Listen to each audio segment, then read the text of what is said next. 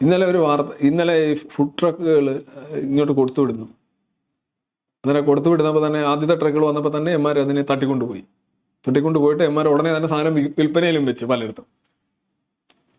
അതിന് ഇവിടുത്തെ ഒരു വലിയൊരു ദാവാപത്രം എഴുതിയിരിക്കുന്ന വാർത്ത, ഫുഡ് ട്രക്ക് വന്നു, ഇസ്രയേൽ അധീനതയിലുള്ള സ്ഥലത്ത് വെച്ച് കൊള്ളയടിക്കപ്പെട്ടു. ഗാസയിൽ ഇസ്രയേലിന്റെ അധീനതയിലുള്ള സ്ഥലത്ത് വെച്ചാണ് കൊള്ളയടിക്കപ്പെട്ടത്. അവിടെ കണ്ട് ഇസ്രയേലിന്റെ അധീനതയാണെന്ന്, അവിടെ ആ സ്ഥലത്ത് വെച്ചാണ് കൊള്ളയടിക്കപ്പെട്ടത്. ആരാടാ കൊള്ളയടിച്ചത്? അതാരാന്ന് അറിയത്തില്ല. ഇസ്രയേലിന്റെ അധീനതയുള്ള സ്ഥലത്ത് ഇസ്രയേൽ അടിച്ചോണ്ട്, ഇസ്രയേലിന് ഈ ചാക്ക് കിട്ടാത്തതുകൊണ്ടാണല്ലോ ഇസ്രയേല് എന്തൊക്കെ എഴുതുന്നത്. ഞാനൊരു ചിരിച്ച്, ഒരു കാര്യം വളച്ചൊടിക്കുന്നതിനൊക്കെ ഒരു സാമാന്യമുണ്ട്.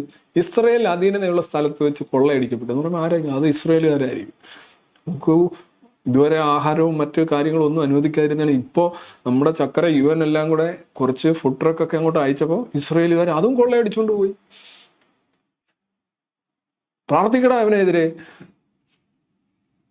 ഈ പ്രാർത്ഥിക്കുക എന്ന് പറഞ്ഞാൽ ശാപമാണ്, ജൂതനെതിരെയുള്ള ശാപമാണ് പ്രധാനമായിട്ടും അതിനകത്ത്.